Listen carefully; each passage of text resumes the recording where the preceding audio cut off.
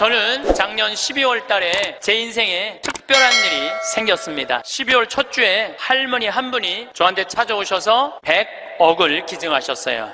100억을 기증하셔서 첫 주에 와서 기증하신다고 그러더니 둘째 주에 기증을 그냥 교구청에 와서 주교님한테 하셨어요. 그냥 어떤 할머니는 90살 먹은 할머니 한 분은 5년 전에 나한테 500억 기증한다는 할머니 한 분은 아직도 기증하지 않은 할머니 있어요. 나중에 한다고. 이 할머니는 첫 주에 기증한다고 그러더니 둘째 기증을 하셨어요. 잠비아에 농업대학 세워달라고. 이 할머니가 이 기증하게 된 게 제 생각에는 아주 드라마보다도 더 드라마틱해요. 이 할머니가 벌써 3년이 됐네요. 이제 3년 전에 강도 4명한테 납치를 당했대. 강도 4명한테 납치를 당해갖고 할머니 차에 이 할머니를 꽁꽁 묶어서 여행용 가방에 넣어서 차 트렁크에 넣은 거예요.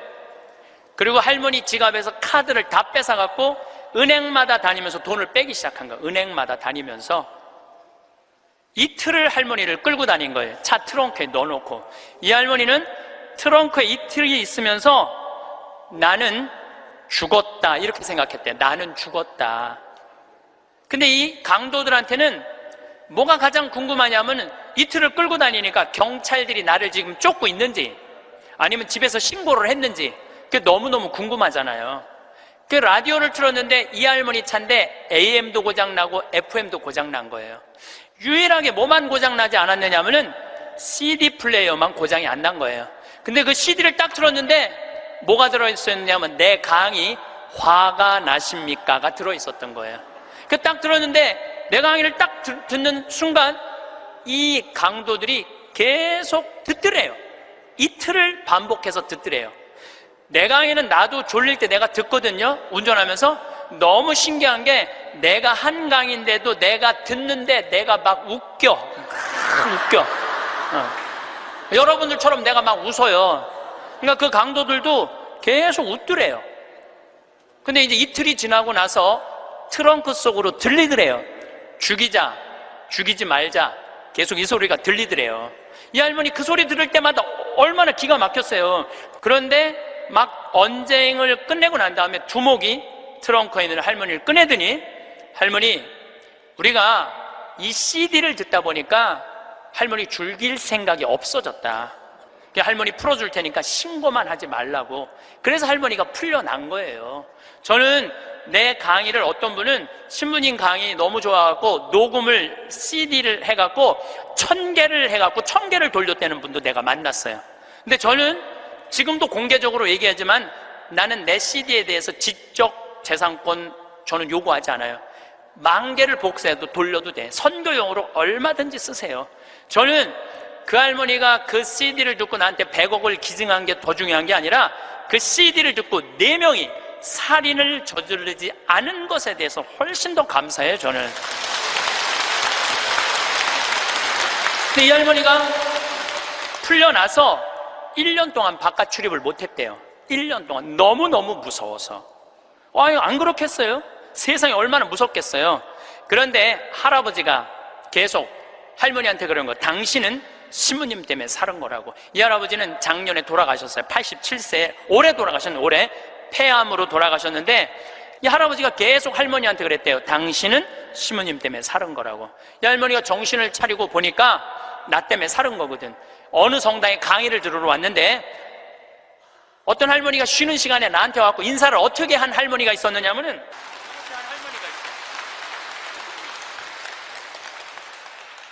이렇게 인사를 한 할머니가 있어요. 나는 그 할머니가 그때 그 할머니인지 몰랐어요. 그 할머니가. 근데 그날따라 내가 잠비아 얘기를 참 많이 했어요. 잠비아 얘기를. 그러니까 이 할머니가 그 강의를 들으면서 내가 만약에 죽었다면 그때 그 많은 재산이 하늘로 다 없어졌을 텐데 저 신부님 때문에 살아났으니까 저 신부님이 원하는 일을 내가 해드려야 되겠다. 그리고 100억을 할아버지 빌딩 50억, 할머니 빌딩 50억 2개를 다 해서 정리를 해갖고 교구청에 봉헌을 하신 거예요. 기가 막힌 거죠. 세상에 그런 일이 어딨어요. 뭐 남들은 뭐 나한테 돈벼락 안 떨어진다 그러면 로또 한 번 맞는데 20억이랬는데 나는 5번이나 맞은 사람 로또를. 예. 물론 내 주머니에 들어오는 건 아니지만은, 그러니까 숙제가 생겼잖아요. 숙제가. 나는 느닷없이 그냥 할머니가 와갖고 잠비아에 농업대학 세우라. 난 농업대학 세워볼까 그랬지 세우려고는 안 그랬거든요.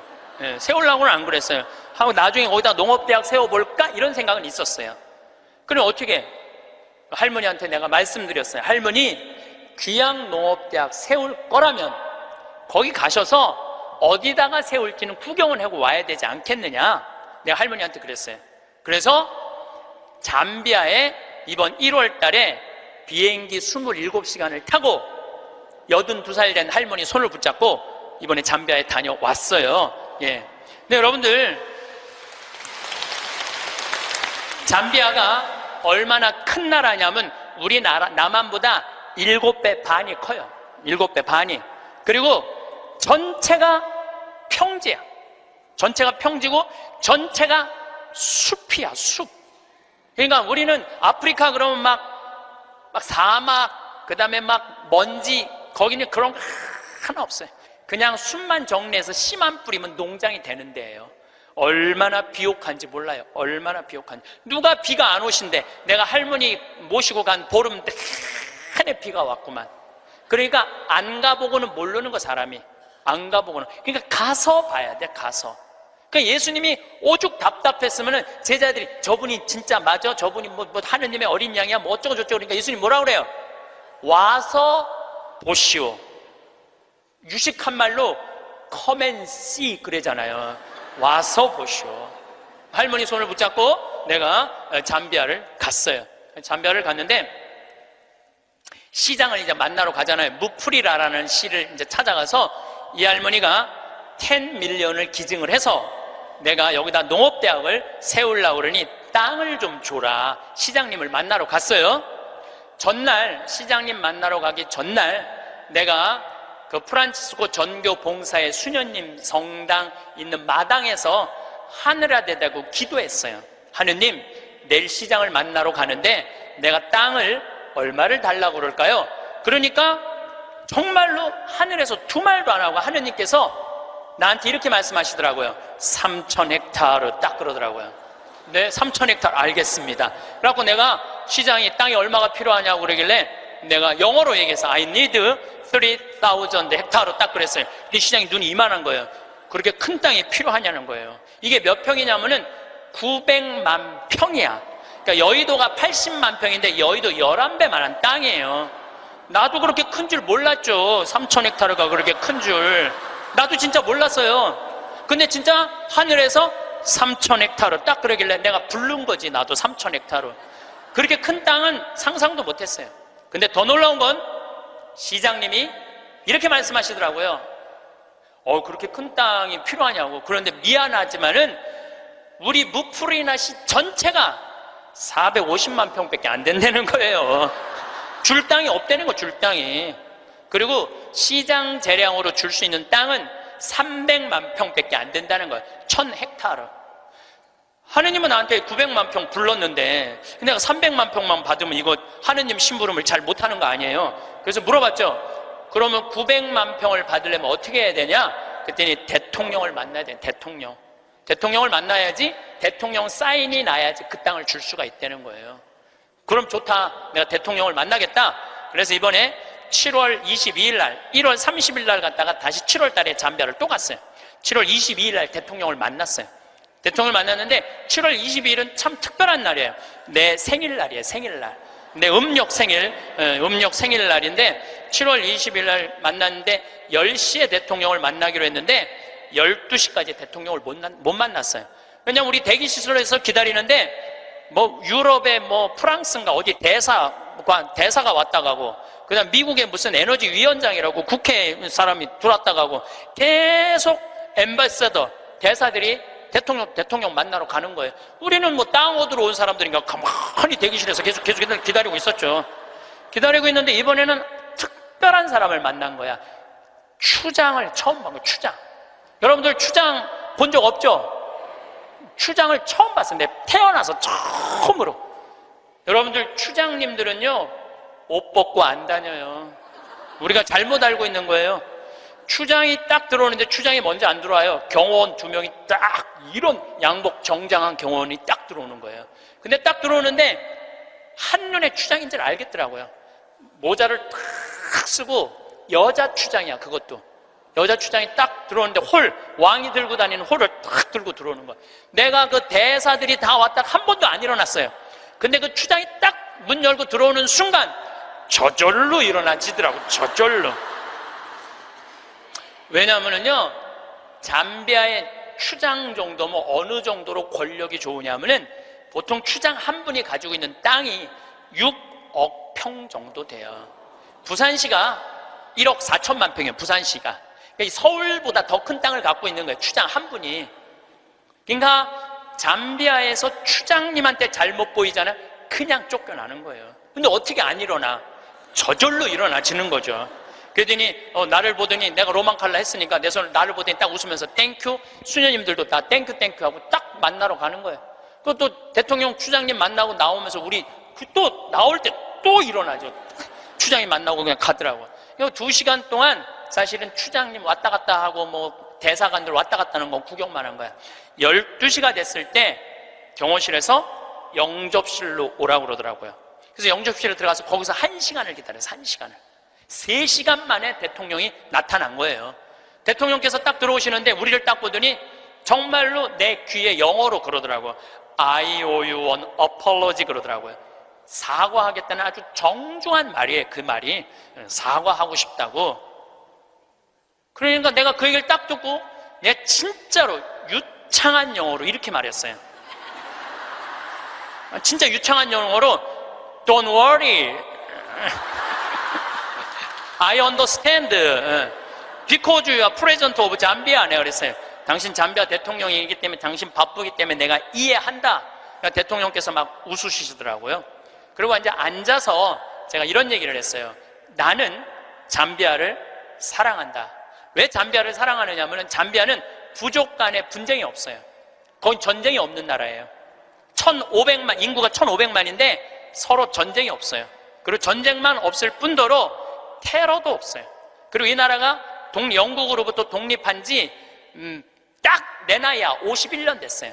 51년 됐는데 이 나라가 대통령 정권 이양이 계속 민주적으로 교체가 되는 거예요. 다 투표로.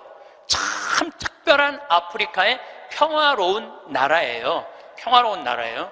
그래서 나는 이 나라에는 투자를 하고 싶다. 그리고 또 할머니 한 분이 100억을 기증해서 여기다가 내가 농업대학을 세우고 싶다. 뿐만 아니라 농업대학뿐만 아니라 의대도 세우고 싶다. 의대도 세우고 싶은데 그것뿐만 아니라 환경도시를 건설하고 싶다. 저는 거기다가 환경도시를 건설하고 싶어요. 참 아름다워. 별도 너무너무 멋있고. 그래서 내가 여러분들 초대하고 싶어요. 별이라는 게 이렇게 아름다운 거구나. 그러니까 내가 땅이 좀 필요하다. 땅이 좀 많이 필요하다. 3,000 헥타르가 필요하다. 그러더니 대통령께서 들으시더니 수녀님들이 20년 동안 잠비아에 와서 봉사활동하고 있는 거 자기 알고 있대요. 그래서 고맙게 생각을 한다고. 그리고 자기도 에너지에 관심이 너무 많다고 중국 애들이 와갖고 구리를 다 뺏어가는 거예요. 잠비아가 구리 매장량이 세계 4위야. 세계 4위에. 그러니까 지금 중국 애들이 다 뺏어가는 거예요. 근데 뺏어가면서 그 전기를 거기 구리 캘 때 전기가 많이 들어가거든요. 다 쓰는 거예요. 그런데 문제는 전기값도 안 내는 거예요. 중국 애들이. 너무너무 속상해하고 있더라고요. 그래서 내가 그때 말을 받아서 나는 중국 사람하고 다르다. 나는, 그리고 우리나라는 그 얘기도 했어요. 우리나라는 다른 나라 한 번도 침략한 적 없는 나라다. 다른 나라 거 뺏어온 적이 한 번도 없는 나라다. 그런데 나는 여기다가 정말로 세계적으로 아름다운 환경도시, 프로펠러, 윈드 프로펠러, 풍력 에너지, 그 다음에 솔라 에너지, 이거 여기다가 설치하고 싶다. 바람이 굉장히 많거든요. 그 나라가 해발 1,500m 있어요. 그리고 1,500m의 평지니까 바람이 얼마나 많아요. 그러니까 여기다가 이 기가 막히게 평화로운 국가의 아름다운 환경도시를 건설하고 싶다. 그래서 난 3,000헥타르가 필요하다. 나는 이런 말은 전부 다 한국말로 하고, 근데 내 옆에 이제 통역 교수를 데려갔죠, 내가. 김기영 교수님이라고 아주 마침 영국에서 공부를 한 교수님이에요. 영어를 너무너무 잘하시더라고요. 그래서 그 교수님이 다 통역을 해주고 대통령하고 얘기를 다 했어요. 대통령이 한 40분을 얘기를 했어요. 40분을 얘기를 했는데 이번에 사실은 평화방송에서 제 잠비아 활동을 찍으러 갔어요. 하이라이트가 뭐냐면은 대통령 만나는 거 찍는 게 하이라이트야. 그런데 내가 공식적인 외교적인 채널로 온 게 아니기 때문에 방송국은 못 들어온다는 거예요. 너무 속상하더라고요. 그걸 우리 국민들한테 보여주고 싶고 우리 교우들한테 보여주고 싶었는데, 근데 이제 거의 다 끝났는데 딱 얼굴을 돌려보니까 평화방송이 찍고 있는 거야. 그래서 나중에 어떻게 된 거냐고 물어봤더니 우리를 너무 오래 기다리게 해서 그런지 갑자기 경호실에서 들어가서 찍으라고 그랬다는 거예요. 나는 이렇게 대통령을 보고 있느냐고 앞을 못 봤거든요. 40분 동안 집중을 해야 되잖아요. 집중. 잘 못 알아들어도 알아듣는 척하고 막 이렇게 집중을 해야 되기 때문에 앞을 못 봤어요. 다 찍었다는 거예요. 다 찍었다는 거예요. 그래서 이번에 평화방송에서 성탄 특집으로, 제목이 내가 정확하게 못 들었는데 8월의 크리스마스라는 제목으로 그 잠비아 특집으로 방송을 할 거예요. 여러분 한번 보세요. 꼭 보세요. 그리고 이제 대통령께서 다 얘기가 끝나고 미안했는지 사진 찍자고 그러더라고요. 그래서 내가 딱 일어났는데 대통령, 난 벌써 일어나는 거 끝났는데 대통령은 계속 일어나는 거야. 키가 보니까 2m야 2m. 대통령이 키가. 그래서 제가 진짜 이랬어요. 이렇게 고개를 들고 진짜 또 유창한 영어로 이렇게 얘기했어요. Too tall. 내가 그랬어. Too tall. 사진을 찍으려고 그러니까 내가 너무 키가 작으니까 안 되겠어. 그래서 내가 영어로 얘기했어요. I need lift. 리프트 올리겠다. My 힐, 뒤꿈치를 올리겠다. 내가 그러니까 대통령이 박장대소를 하시는 거예요. 그래갖고 대통령이 한 우리 간 직원들, 이제 우리 수녀님들 다 뭐 10분하고 사진, 우리 저기 평화방송 스태프들하고도 다 찍어주셨어요. 너무너무 즐거우셨나 봐요.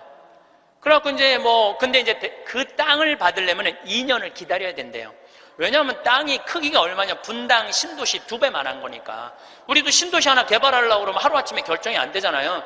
그러니까 2년은 기다려야 된다고. 그리고 대통령께서도 강요회의를 통해서 나중에 땅을 드릴 수 있으면 회의로 결정되면 드리겠다고 그렇게 얘기를 했어요. 근데 내가 이제 마지막에 대통령을 정말로 많이 웃겼거든요. 나는 하느님한테 받은 특별한 은사 중에 하나가 누구도 웃길 수 있는 은사를 받았어요. 누구도 웃길 수 있는 은사를 받았어요. 그리고 나는 끝나고 사실은 대통령 만나고 눕고 이러고 저러는 바람에 새벽에 갔다가 밤 12시에 와갖고 생일 밥도 못 먹었어요. 그리고 다음날 강의는 LA, 아프리카에서 LA 성령대에 강의가 있는데 그런저런 이유로 비행기를 놓쳤어요. 2,500명이 기다리고 있는데 LA에서 지금 나를.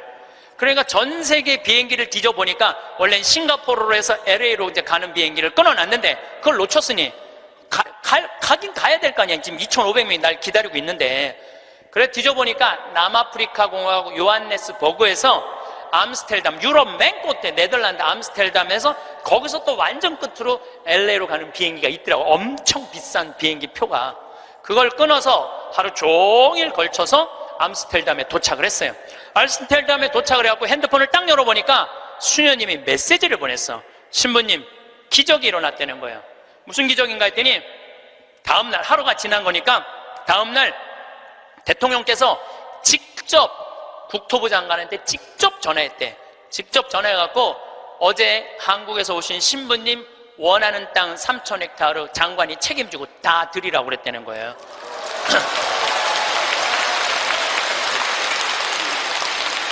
그리고 일주일이 이제 성령대회 이제 강의가 다 끝나고 일주일이 지났는데 수녀님이 또 메시지를 보냈어. 신부님, 우리들 지금 국토부 장관 만나러 다시 서울로, 루사카로 간다는 거예요. 거기 서울까지 가는데 10시간 걸리거든요. 루사카로 간다는 거예요. 그럼 점점 일이 빨리 진행이 되는 거죠. 근데 나는 2년 기다려도 돼요. 왜냐하면 나는 지금 110살까지 살 거니까 뭐 2년 못 기다려. 난 마음이 느긋했어요, 사실은.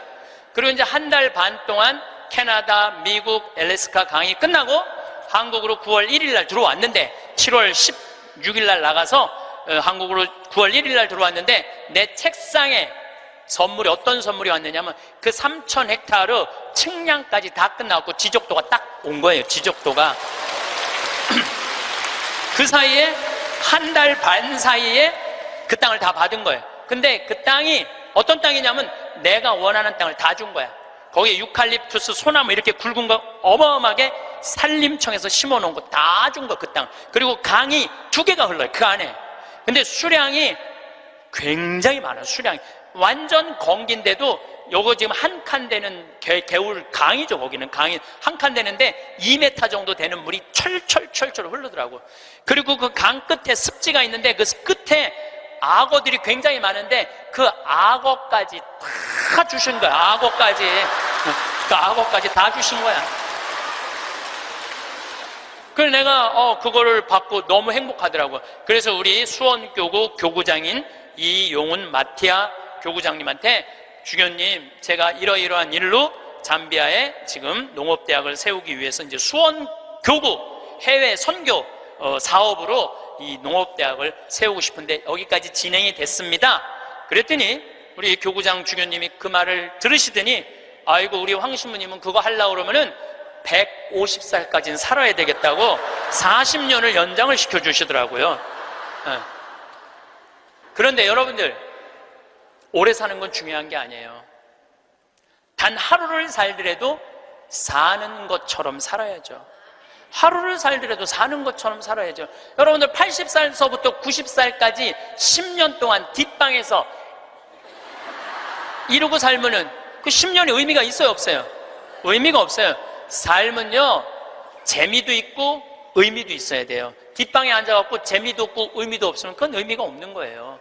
그래서 사는 것처럼 살아라. 귀양 살라고 그러면은 달걀 중에 유정란이 있고 무정란이 있어요. 똑같은 달걀인데 어떤 달걀은 뿅아리를 까고 어떤 달걀은 뿅아리를 못 까요. 참 그거 구분하기 어렵대요. 유정란인지 무정란인지. 똑같은 달걀인데 근데 사람도요 유정란이 있고요 무정란이 있어요. 똑같이 인생을 사는데 이 사람은 무정란이야. 생명이 없는 사람이 있어. 매일 죽는다는 소리 입에 그냥 달고 다니는 사람이 있어요. 근데 어떤 사람은 유정란이 있어. 난 너무 행복해. 난 너무 감사해. 나 사는 게 너무 즐거워. 이 사람들은 유정란하고 무정란 구분법을 알려드릴게요. 첫 번째, 저 사람이 유정란인지 무정란인지 구분하는 첫 번째 방법은 뭐냐면 이 사람이 웃느냐 웃지 않느냐에 따라서 유정란이냐 무정란이 구분돼요. 여러분들 하루 종일 같은 모임에 다니는 친구들이 있어. 같이 밥도 먹고 여기 만나러도 가고 여기저기 구경도 다녀. 근데 다 웃는데 딱 한 사람만 남들이 웃어도 이런 사람 있어요, 없어요? 꼭 있어요. 그 사람은 무정란이에요. 이 사람은 밥 먹는 게 즐겁지도 않고 대화하는 게 즐겁지도 않은 거야. 그 사람이 웃긴 말해도 하나도 귀에 안 들어와. 그 사람 왜 안 웃는지 알아요? 상대방을 무시하려고 안 웃는 게 아니에요. 이 사람이 왜 안 웃느냐 하면은 이 사람 머릿속은 이런 생각밖에 없어. 남편하고 이혼을 해봐라. 조이팔한테 1억을 투자했는데 그거 어떻게 찾아? 이러니까 웃을 수가 없는 거예요. 아들이 하나 있는데 새벽 4시까지 게임을 하고 낮 5시에 일어나. 이런 사람은 웃을 수가 없는 거예요. 이 사람은 뭐가 가득한 사람이냐면 근심 걱정이 가득한 사람이에요. 근심 걱정이 가득한 사람은 웃을 수가 없어요. 근데 여러분들이 근심한다고 단 하루라도 생명을 연장할 수 있어요? 걱정하지 말라고 예수님이 마태복음 6장에 말하잖아요. 걱정하지 말아라. 너희들은 오늘 일은 오늘로 족하다. 무엇을 먹을까, 무엇을 마실까, 무엇을 입을까 걱정하지 마세요. 그러니까 여러분들은 걱정하지 말고 그냥 웃고 사세요. 웃음은 기적의 시작입니다. 저는 차쿠아 룽가 대통령께서 마지막에 박수를 치고 웃는 모습을 보고 저분이 나 땅 주겠구나 그런 생각이 들었어요. 왜냐하면요 웃음은 기적의 시작이에요. 웃음은 기적의 시작. 또 여러분들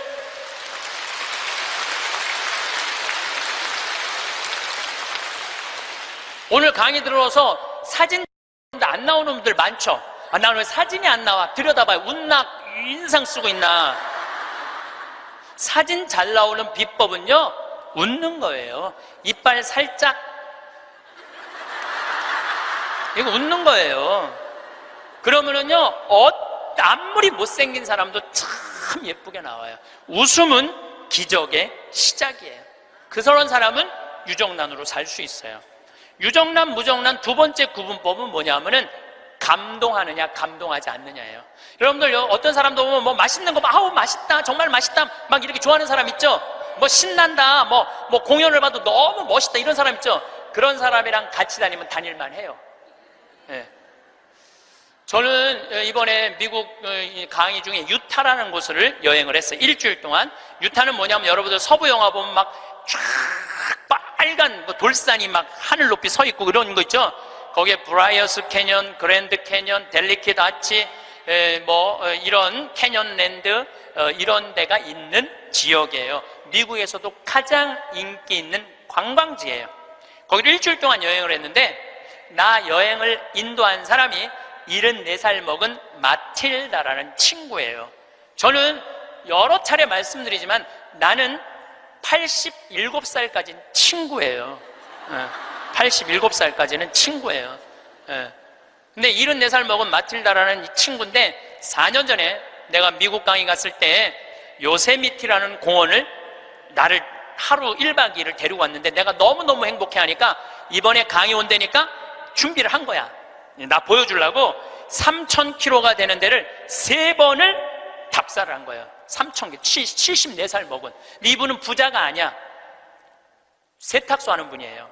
근데 정말 내 강의대로 사는 분이야. 돈만 생기면 여행을 가는 거예요. 나중에 안 가고 이분은 생각만 나면 지금 가는 분이야. 지금 얼마나 즐겁게 사는지 몰라. 정말로 모아놓은 거 이런 생각 없어. 그냥 쓰는 거야. 그냥 쓰다 죽자. 스주케 회장이야. 그냥 쓰다 죽자. 그냥 쓰다 죽자. 3,000km를 3번을 답사를 한 거예요. 8명이 같이 여행을 갔는데 이분은 이미 다 구경했기 때문에 더 이상 볼 게 없는 분이에요. 딱 뷰포인트, 제일 경치 좋은 자리 가서 이분은 경치를 안 보고 나를 보더라고요. 과연 내가 감동할 것이냐, 감동하지 않을 것이냐. 근데 저는 5년 전에 내가 위암 걸리고 난 다음부터 저는 매일매일 감동이에요. 이번에도 단풍을 보는데 내가 하느님한테 기도했어요. 하느님, 이 아름다운 단풍을 올해도 볼 수 있게 해주셔서 감사합니다. 올해도 볼 수 있게 해주셔서 감사합니다. 어제는 오래간만에 별이 막 떴어요. 막 별을 보는데 너무 이 아름다운 별을 볼 수 있게 해주셔서 감사합니다. 나는 감동이 삶의 기본인 사람이야. 네, 감동이. 네. 막 감동을 하면 막 너무너무 행복해. 그러니까 내가 그 뷰포인트에 딱 섰을 때 내 반응은 정말 이랬어요. 여기 죽인다. 여기 너무 멋있다. 좋아, 아주 좋아. 제가 맨 입만 열면은 오 마이 갓. 너무 일주일 동안 내가 계속 입에서 감동. 와, 너무 진짜 멋있었고. 이랬을 때 나하고 같이 간 7명은 자기 인생에 가장 행복했던 여행이라고 얘기를 하더라고. 여행은 어디를 가느냐가 중요한 게 아니에요. 누구와 가느냐가 중요한 거예요. 누구와 가는데 감동하는 사람이랑 가느냐, 감동하지 않는 사람이랑 가느냐에 따라서 여행은 기분이 확 잡치기도 하고 너무 멋있기도 해. 꼭 여러분들 이런 사람들 있죠. 꼭 좋은데, 경치 좋은 데라고 생각하고 데리고 갔는데 이렇게 말하는 사람이 있어요. 뭐하러 여기까지 와? 있어요, 없어요? 꼭 있어요. 만약에 내가 그 델리킷 아치에서 이렇게 말했다면 그분은 다리에 힘이 쭉 빠졌을 거예요. 에이, 여기 뭐 우리나라 설악산 울산바위만 못하네. 이러면은요, 상대방 무릎 꺾는 것보다도 더 나쁜 일을 하고 있는 거예요. 사람은요, 감동을 할 줄 알아야지 이 사람이 멋있는 사람이에요. 그게 유정란이야. 유정란. 여러분들, 아내가 아이고 아파, 아이고 허리 아파, 아이 힘들어 죽겠어. 그럼 남편이 아이고 또 아프다고 그러네. 이거 아픈 사람 한둘이야. 좀 제발 좀 끙끙 소리 좀 해지 마. 그럼 정말로 신경질이 나요. 아이고 아파, 아이고 어떻게 해줄까, 얼마나 애 낳느냐고 힘들어갖고 이렇게 아프고, 정말 내가 죽일 놈이지, 거기 살림하느냐고 힘들고 얼마나 아플까. 이거는요 위로가 돼요. 아프다, 나도 옛날에 다 아파봤어. 뭐 이런 사람 완전히 고춧가루 뿌리는 사람이에요. 유정란 무정란은요 감동하느냐 감동하지 않느냐에 따라서 결정이 되는 거. 또 유정란 무정란은 감사하느냐 감사하지 않느냐에 따라서 유정란 무정란은 결정적으로 구분지어져요. 남편이 김치찌개 딱 먹고, 여보 이렇게 맛있는 김치찌개 먹을 수 있는 건 대한민국에서 나 하나밖에 없을 거야. 당신 어쩜 이렇게 김치찌개를 맛있게 끓여? 이거는 김치찌개가 아니야. 이건 예술 작품이야. 당신 혹시 여기다가 약 탔어? 이러면은요 아내는요 음식하는 게요 예술 작품을 만드는 기분으로 만들 수 있어요. 근데 남편이 딱 김치찌개 먹고, 야 30년 동안 끓이는 김치찌개 이것밖에 못 끓이냐? 김 있어? 김 재놓은 거? 콩, 간장, 콩 갖고 와, 콩. 이러면은요, 아내는 그 김치찌개에다가 독 타고 싶어, 독. 제가 이번에 애리조나에 갔는데 꼭 애리조나에 한 할아버지가 나 식사 대접을 하고 싶다는 거예요. 근데 어느 정도로 부자냐면 애리조나에서 최고로 돈을 많이 버는 분이래요. 애리조나 밑백이 나오고도 절대 뒤지지 않는 부자래요. 집이 4,000평, 집이 4,000평. 수영장도 있고 하여튼 들어가 보니까 대골 같더라고요. 그래갖고 꼭 만나고 싶다 그러니까, 그것도 안내하는 분들이 꼭 가자고 그러니까, 본당 신부님이 가자고 그러니까, 본당 신부님이 해제하는 대로 해야죠. 갔는데, 주인이 딱 나왔는데, 앞치마를 딱 두르고 나온 거야, 할아버지가. 나는 어마어마하게 부자라 그래서 럭셔리하게 하고 나올 줄 알았더니, 앞치마를 딱 두르고 나온 거예요. 그래서, 아니, 이렇게 부자라는데, 이 앞치마가 어울리지 않는다 그랬더니, 이분이 나한테 그러는 거야. 안토니오라는 분인데, 이분이 나한테 신부님 날 이렇게 만들었다는 거예요. 무슨 소리냐? 자기는 평생 살면서 컵을 여기서 여기도 옮겨본 적이 없대요. 부인을 종부리 부르대요. 예, 자아 실현 좀 해드릴게요. 부인을 종부리 부렸대요. 근데 미국은 먼 거리를 다니기 때문에 CD를 많이 듣고 다녀요. 그래서 내 CD를 누가 고서 준 거예요. 근데 그 CD 안에 무슨 내용이 들어있느냐면은, 남자들 30년 동안 밥을 얻어 먹었으면, 양심이 있으면 설거지는 좀 해라. 아니 30년 동안 밥 얻어 먹고 설거지도 안 하는 게 그게 사람이냐? 그런 얘기를 했어요. 그런데 어떤 형제가 그 얘기를 듣고, 자기는 20년 동안 결혼 생활하면서 한 번도 설거지할 생각을 안 했대요. 그 얘기를 듣고 집에 가서 설거지를 한 거야. 근데 아내가 밥 먹다가 갑자기 끝나고 난 다음에 남편이 설거지하러 가니까 아내가 그래도 당신 미쳤냐고, 왜 안 했던 짓을 하냐고. 근데 내가 그런 소리 들어도 하라고 그랬어요. 그때 강의 때 아내가 그러더래요. 2번 설거지하게 하지 말고 그냥 미사해설이나 가라고 그러더래요, 아내가. 근데 그 형제는 설거지를 하고 미사해설을 간 거야. 그랬는데 미사해설 하기 전에 아내가 메시지를 보냈어. 여보, 나는 당신이 한 설거지를 다시 하고 있어. 하지만 나는 20년 결혼 생활 하는 동안 오늘처럼 행복한 적은 없어. 당신이 내 일을 덜어주기 위해서 설거지를 한 그 자체로 난 너무너무 행복해. 그 메시지를 저한테 보냈어요, 형제님이. 신부님 너무 감사하다고. 그 얘기를 들으니까 그 돈 많은 회장님이 컵을 여기서도 여기 옮기지 않았던 분이 굉장히 마음이 처음으로 충격을 받았대요.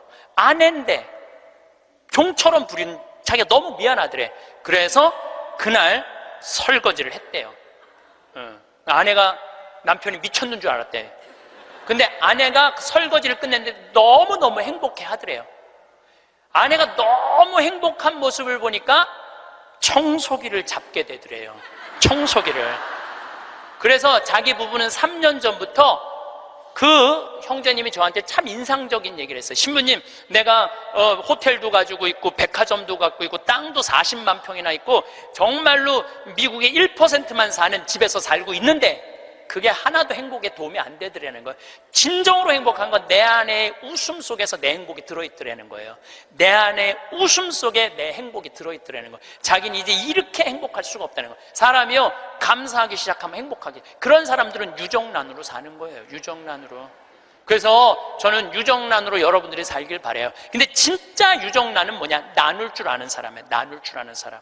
제가 3년 전에 이제 잠비아 활동 가면서 혼자 가기 멋쩍잖아요. 그래서 이제 세례준 이제 치과 의사한테 야, 나하고 같이 이 잠비아 치과가 하나도 없대더라. 가서 봉사활동 하자. 며칠 가야 되냐? 그러니까 한 10일 가야 된다 그랬더니 신부님 우리 10일이면 좀 부담스럽다고 차라리 한 2천만 원을 봉헌하면 안 되겠냐고.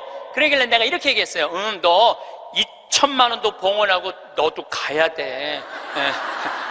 그래서 호주에 있는 우리 요한 바오로 치과 의사 계속 나한테 봉사하고 싶다 그러는 의사랑 인천에 있는 세실리아 의사 셋이 갔어요. 거기는 의사가 없으니까요 어떻게 오느냐면 하루 전날부터 트럭을 타고 오는 거예요. 20명씩. 썩으니 막 아프니 막 이걸 하루 종일 치료를 해주면서 밤에 말씀 나누기라는데 그 의사들이 이런 얘기를 하더라고요. 신부님, 저는 치과 의사 하면서 별로 기뻤던 적이 없다는 거예요. 그런데 이번에 이 봉사활동을 하면서 내가 의술 배운 걸 잘했다는 보람을 처음으로 느낀다는 거예요. 그러니까 나누면서 자기 능력에 대한 보람을 느끼는 거예요. 그러니까 작년에 얼마나 자랑을 했는지 작년에는 6명이 따라갔어요. 6명이. 근데 그 6명 중에 정말로 열심한 의사 선생님이 있어요. 나는 사실은 열심한 사람을 좋아하지 않아요. 막 묵주기도 갑자기 50단 하자고 그러고 막 무릎 꿇고 십자가를 하지 이런 사람들 좋아하지 않아요. 근데 하루에 100단씩 한대 그 의사 선생님은. 그리고 막 치과에 가보니까 이건 병원인지 성당인지 구분이 안 돼. 성모님, 예수님 온 치과에 다 있어. 근데 그 의사 선생님이 에이즈 환자 이를 빼다가 그 피 묻은 그 핀셋으로 자기 손가락을 찔러버린 거야. 참, 저녁에 말씀 나누기 했는데 파김치가 돼 있고 약 먹고 이러니까 파김치가 돼 있잖아요. 너무너무 미안하더라고요. 그래서 내년에는 그냥 오지 말고 그냥 한 해 휴가 가고 건너뛰자. 그랬더니 세례도 안 받은 그 호성이라는 선주 신자도 아니야. 김호성이라는 치과 의사가 나를 똑바로 쳐다보는 이렇게 얘기하더라고요. 신부님은 내년에 오지 마세요. 우리끼리 올 테니까. 이 좋은 거를 왜 막느냐 이거야. 비행기표도 다 자기네들이 내고 가는 건데 다 자기네들 돈으로 가는 거예요. 이게요 의미를 찾잖아요. 그럼 삶은요 찬란해지는 거예요. 의미를 찾으면은. 그래갖고 올해는 의사 선생님들이 8명이 갔어. 내년에 데려가 달라는 의사가 4명이야. 4명, 12명. 기적은요 억지로 만들려고 이루어지는 게 아니에요. 그냥 하느님이 이루어 주시는 거예요. 나눌 때 기적이 일어나는 거예요. 그런데 저는 거기다가 이제 농장도 20만 평을 이제 꾸며줬어요. 농장도 20만 평 꾸며주고 닭장도 해갖고 1000마리 팔던 거 이제 2000마리씩 다달이 판대요. 그런데 소를 못 키우겠는 거야. 소를. 저 소만 키우면 이제 거긴 다 이제 내 꿈이 다 이루어지는데. 근데 우리 평창 군수님이 대관령 한의협회 11년 동안 조합장 하다가 군수님이 된 거야. 그분하고 밥 먹을 때마다 이런 생각이 드는 거예요. 저분을 모시고 가면 소 키우는 건 해결될 텐데 군수님을 하고 있으니 모시고 갈 수가 있어야지. 그래갖고 내가 밥 먹을 때마다 속으로 이런 생각을 했어요. 다음 선거에 좀 떨어져라 이런 생각을 했어요. 근데 작년 7월 달에 지방선거를 했는데 파라과이 내가 강의 중에 지방선거 결과 발표하는 날이야. 딱 열어보니까 결과를 보니까 떨어졌어. 그래서 내가 축하한다고 메시지 보냈어요. 축하한다고. 그리고 이번 할머니 모시고 갈 때 같이 가자고. 모시고 딱 갔는데 내가 옥수수를 4만 평을 심어놨거든요. 그걸 보더니 이 군수님이 그러더라고요. 신부님 걱정하지 말라는 거예요. 이거 사일리지 하면 된다는 거. 소사료로 만들면 된다는 거예요. 그래서 이거 해달라고 그랬더니 3번을 가셨어. 잠비아를 싹 해갖고 소를 먹이는데 소들이 너무너무 잘 먹는 거예요. 그걸 하려면 1억이 드는데 300만 원으로 1억을 만들어낸 거야. 그러니까 능력 있는 사람들이 필요한 거예요. 그래서 이번 여름에 내가 꼭 소를 한 마리씩 잡거든요. 수님한테 소 한 마리 내놓으라고 그러니까 $1000를 주고 내가 달라고 그러거든요. 안 된다는 거예요. 소를 내가 32마리를 사줬는데 신부님 황소가 한 마리 암소가 32마리인데 안 된다는 거예요. 한 마리도 못 내놓는다는 거예요. 왜 못 내놓느냐고 하니까 32마리 암소가 전부 다 애를 가졌다는 거예요. 애를. 그래서 못 내놓는다는 거예요. 그래서 내년에는 소가 500마리까지 늘릴 수 있다는 거예요. 1000마리까지 키울 수 있는 1000마리까지. 근데 이 군수님이 저한테 이런 얘기해요. 신부님 너무 감사하다는 거예요. 뭐가 감사하냐 그러니까 보통 우리 선거 떨어지면은 아들은 감옥에 가고 부인은 이혼하자고 자기 목맬 생각한다는 거예요. 그런데 떨어졌을 때 축하한다고 메시지 보낸 건 신부님 하나라는 거예요.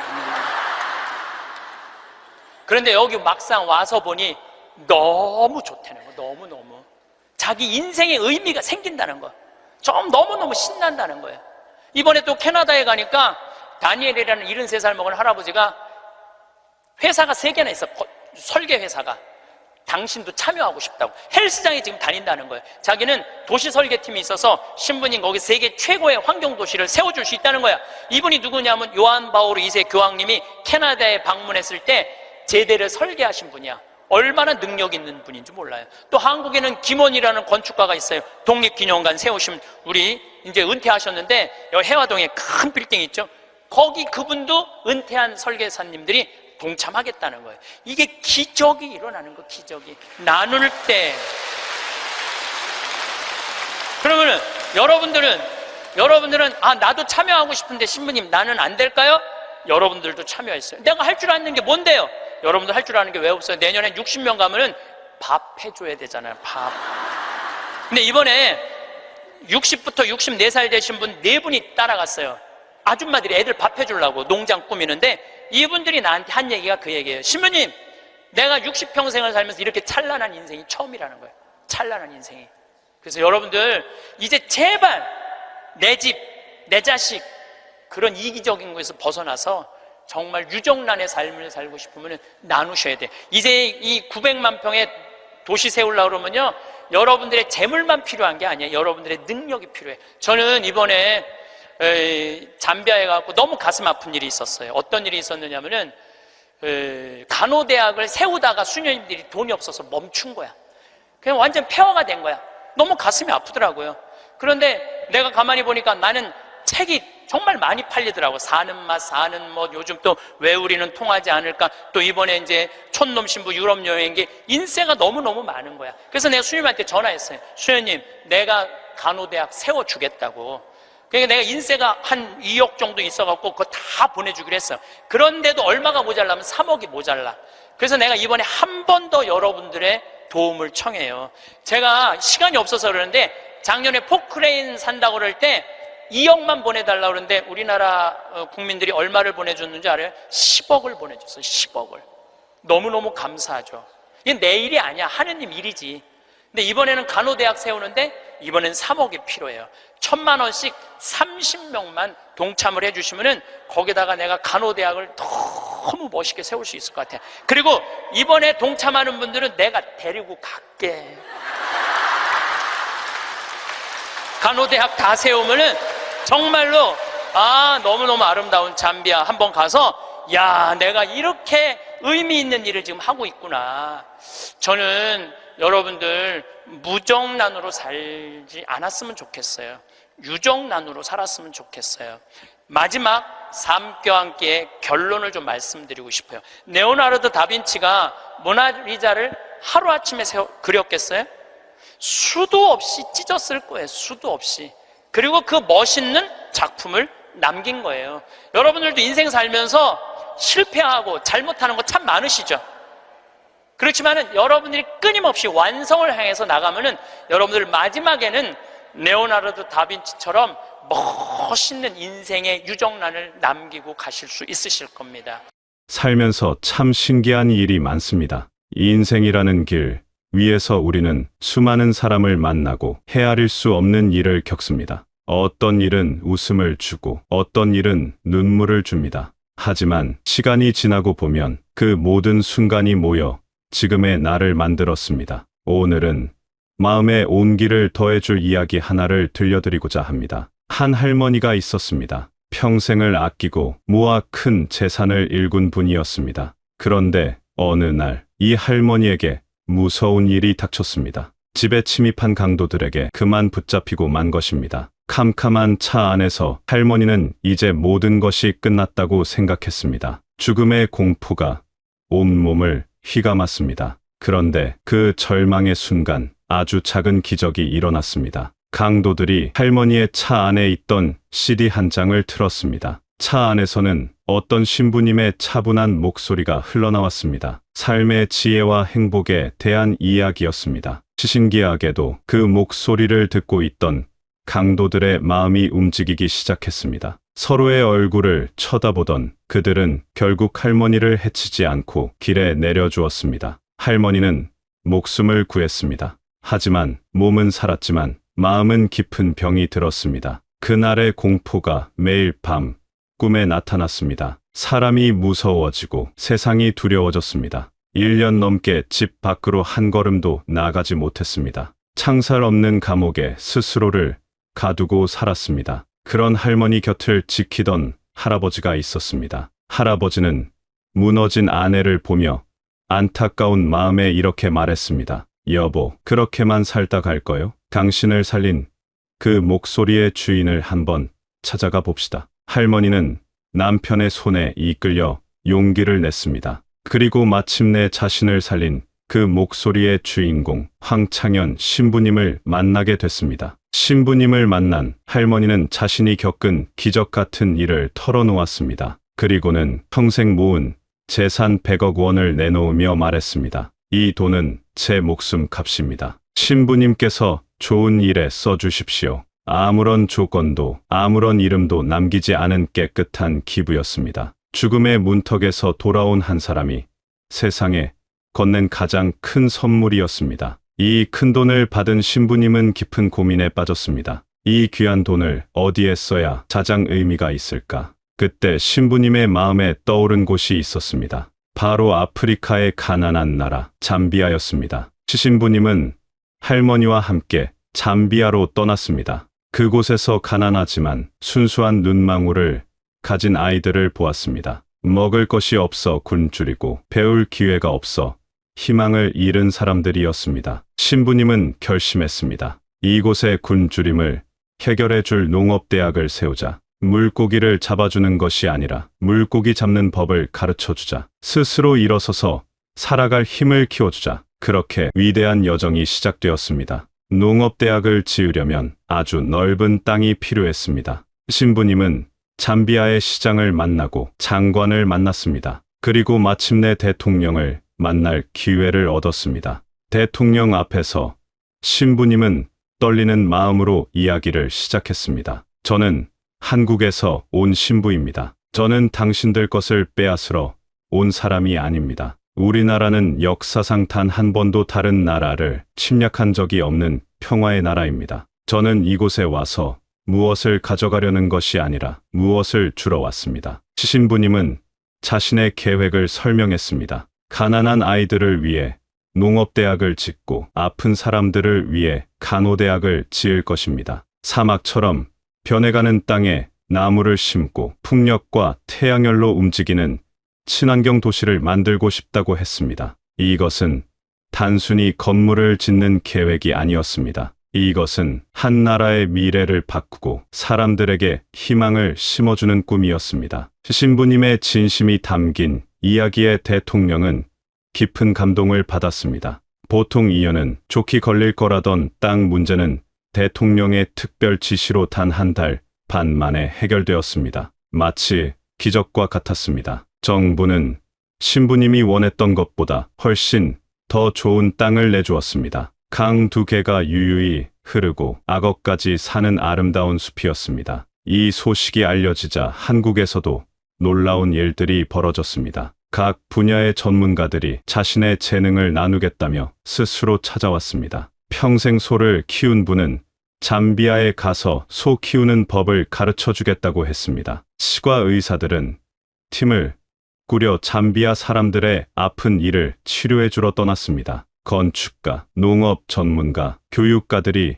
대가 없이 자신의 시간과 지혜를 나누기 위해 모여들었습니다. 이들은 돈을 바라고 한 것이 아니었습니다. 나눔 속에서 얻는 보람과 기쁨이 얼마나 큰지를 아는 사람들이었습니다. 한 사람의 진심이 또 다른 사람의 진심을 불러오고 그 마음들이 모여 세상을 바꾸는 거대한 물결을 만들고 있었습니다. 여기서 우리는 삶의 한 가지 비밀을 발견하게 됩니다. 우리 삶은 달걀과 같다는 것입니다. 세상에는 두 종류의 달걀이 있습니다. 하나는 병아리가 태어나는 유정란입니다. 다른 하나는 아무리 생명이 태어나지 않는 무정란입니다. 겉으로 보기에는 똑같이 생겼습니다. 하지만 하나는 생명을 품고 있고 다른 하나는 텅 비어 있습니다. 우리 인생도 마찬가지입니다. 어떤 인생은 유정란처럼 따뜻한 생명력으로 가득 차 있습니다. 반면 어떤 인생은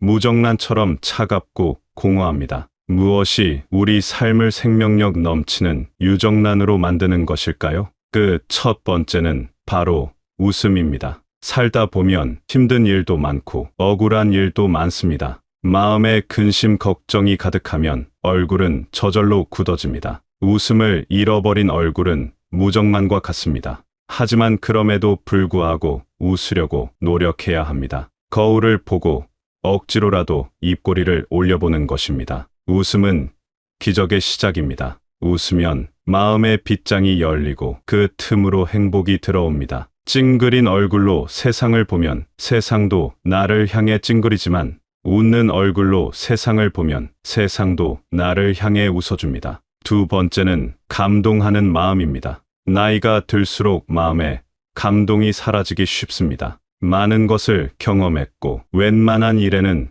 놀라지 않기 때문입니다. 하지만 감동이 없는 삶은 무정란과 같습니다. 메마르고 건조합니다. 유정란 같은 삶은 작은 것에도 감동할 줄 아는 삶입니다. 길가에 핀 작은 들꽃 한 송이를 보고도 아름다움을 느끼고 해질녘 붉게 물드는 노을을 보며 가슴 벅차오르는 것을 느끼는 마음입니다. 매일 똑같아 보이는 일상 속에서도 새로운 의미를 발견하고 놀라워하는 것입니다. 자녀가 건네는 따뜻한 말 한마디에 감동하고 오랜 친구의 변함없는 우정에 감동하는 것입니다. 감동은 우리 영혼을 촉촉하게 적셔주는 단비와 같습니다. 세 번째는 감사하는 마음입니다. 감사하는 마음이야말로 유정란과 무정란을 가르는 결정적인 차이입니다. 어떤 부자 할아버지가 있었습니다. 그는 평생 아내를 종처럼 부리며 살았습니다. 물 가져와라, 밥 차려라, 명령만 할 줄 알았지. 고맙다는 말 한마디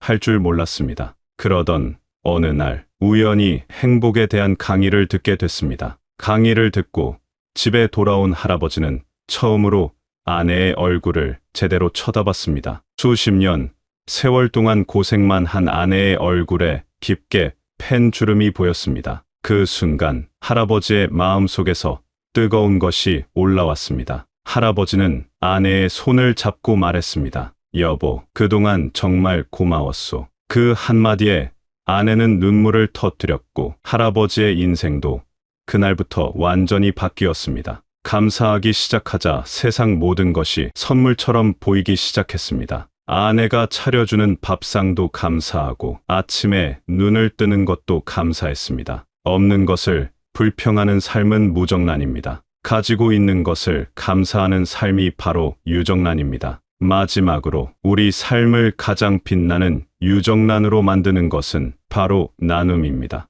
나눈다는 것은 단순히 물질을 주는 것만을 의미하지 않습니다. 내가 가진 시간, 재능, 지혜, 그리고 따뜻한 마음을 다른 사람과 함께하는 모든 것이 나눔입니다. 잠비아를 돕기 위해 달려간 수많은 사람들처럼 말입니다. 그들은 자신의 것을 나누면서 가난해진 것이 아니라 오히려 더 큰 부자가 됐습니다. 마음의 부자, 행복의 부자가 된 것입니다. 움켜쥐고만 있으면 썩어 없어질 것들도 나누면 향기로운 꽃을 피웁니다. 내가 가진 작은 것을 나눌 때 그 기쁨은 몇 배로 커져서 다시 나에게 돌아옵니다. 나눔은 우리 삶을 가장 찬란하게 만드는 최고의 지혜입니다. 우리는 모두 인생이라는 긴 여행을 하고 있습니다. 어떤 날은 화창하고 어떤 날은 비바람이 칩니다. 때로는 험한 산을 넘어야 하고 때로는 끝이 보이지 않는 사막을 건너야 합니다. 살아온 세월을 돌아보면 후회되는 일도 많고 아쉬운 순간도 많을 것입니다. 하지만 괜찮습니다.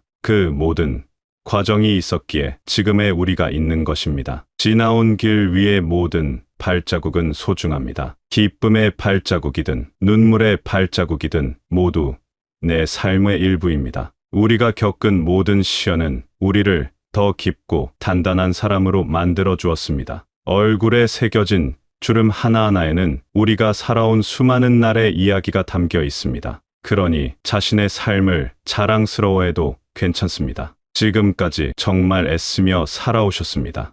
때로는 자식을 위해, 때로는 가족을 위해 자신의 삶을 희생하며 달려왔습니다. 이제는 조금 더 자기 자신을 아껴주고 사랑해 주십시오. 작은 일에 더 많이 웃고 사소한 것에 더 많이 감동하고 주변에 더 많이 감사하며 살아가십시오. 그리고 내가 가진 아주 작은 것이라도 주변과 나눌 수 있는 용기를 내보십시오. 그럴 때 우리의 남은 삶은 하루하루가 생명력 넘치는 유정란처럼 따뜻하고 충만해질 것입니다. 삶이 때로 우리를 속일지라도 슬퍼하거나 노여워하지 마십시오. 어둠이 깊을수록 새벽은 가까이 오고 있습니다. 애쓰며 살아온 당신의 삶에 고요한 위로가 깃들기를 바랍니다. 부디 마음의 평안을 얻으시기를 진심으로 기도합니다.